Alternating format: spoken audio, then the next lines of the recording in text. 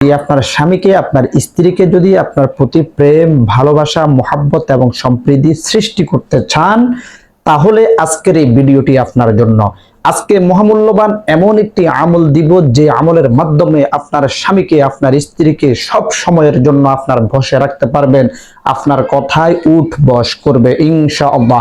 আমলটি কে কোন জায়গা থেকে দেখতেছেন আমাদেরকে কমেন্টে জানিয়ে দিবেন। আমরা লাভ কিংবা লাইক চিহ্ন দিলে বুঝবেন আপনাকে অনুমতি দেওয়া হয়েছে। আমলটি খুবই সহজ। আমলটি হলো, প্রতিদিন এশারের পরে রাতের বেলায় আপনার স্বামী যখন ঘরে আসবে, কিংবা যদি স্ত্রী হয় তাহলে স্বামীর দিকে হোক, স্ত্রীর দিকে হোক, স্ত্রীর দিকে তাকাইয়া, স্বামীর দিকে তাকাইয়া 21 বার কোরআনুল কারীমের একটি আয়াতের অংশ পড়ে আপনি তার দিকে তাকাইয়া পড়ে তাকে ফু দিবেন। ইউহিব্বুনাহুম কাহুব্বিল্লাহ ওয়াল্লাযীনা আমানু আশাদ্দু হুব্বাল লিল্লাহ। এভাবে এক সপ্তাহ করেন, ইনশাআল্লাহ আপনার জন্য সে পাগল হবে। Video share